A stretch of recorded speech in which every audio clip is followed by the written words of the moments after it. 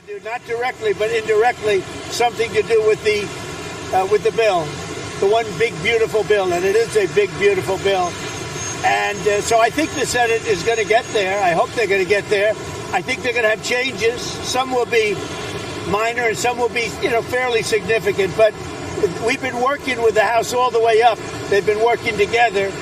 And the Speaker has been working with the leader of the Senate. And, they've done a great job. John Thune and Mike Johnson have done a fantastic job. They've been working together all the way up. So hopefully that'll be fine. President Trump, he's under federal investigation.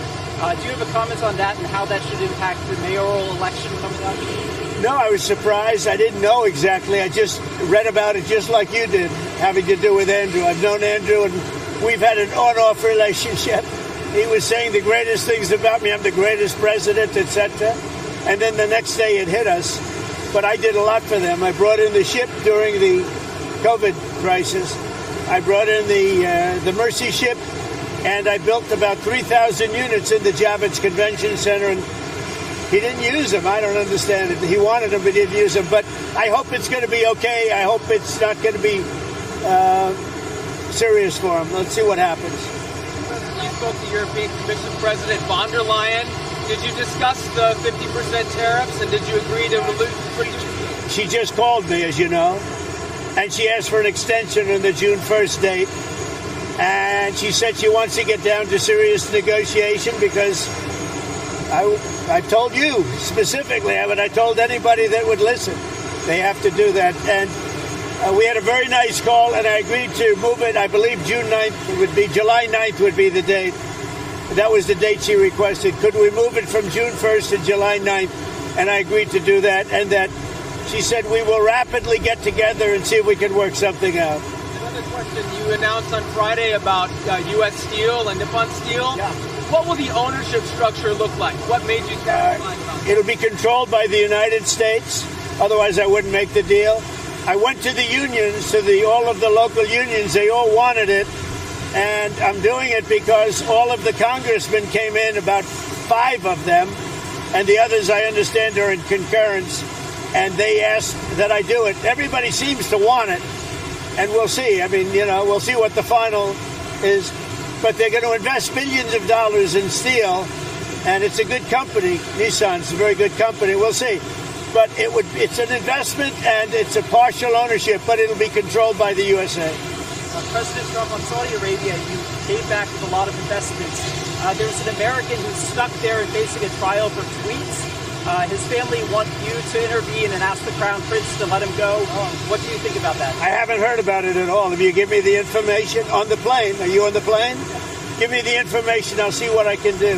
Do you think he's okay? I'm a reporter. I can't say no. But are you giving a recommendation? No, I'm not. Okay. Well, then maybe I won't do it. I don't know. You tell me the way you posed the question. I thought you assumed he was okay. What did he do, supposedly? He sent some political tweets about Saudi Arabian politics. Were they bad?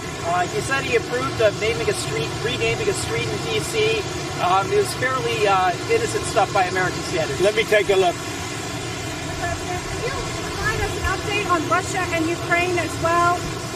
Yeah, I'll give you an update. I'm not happy with what Putin's doing. He's killing a lot of people, and I don't know what the hell happened to Putin. I've known him a long time, always gotten along with him, but he's sending rockets into cities and killing people, and I don't like it at all, okay? We're in the middle of talking, and he's shooting rockets into Kiev and other cities. I don't like it at all. President, what do you want to do about that? I'm surprised. I'm very surprised. We'll see what we're going to do. What am I going to tell you? You're the fake news, aren't you? You're totally fake. All right, any other questions? I don't like what Putin is doing, not even a little bit. He's killing people. And something happened to this guy, and I don't like it. And can I follow up on that? A Russian commander reportedly said that Putin was almost caught in the middle of a drone attack from Ukraine. So do you have any... I haven't heard that, but maybe that would be a reason. I don't know, but I have not heard that. President Trump, Secretary Hegseth's acting chief of staff is a Biden administration holdover who has said some very critical things about you and Vice President Vance. Your thoughts on that? Who is the chief of staff? Britain, Korea. I have no idea who he is, but if he did say that, I would recommend that we don't take him.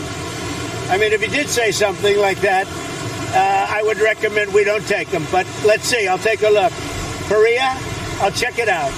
Yeah. On Harvard, do you think you'll come for their endowment in any way or go after financial aid? Well, look, part of the problem with Harvard is that there are about 31%, almost 31% of foreigners coming to Harvard. We give them billions of dollars, which is ridiculous. We do grants, which we're probably not going to be doing much grants anymore to Harvard.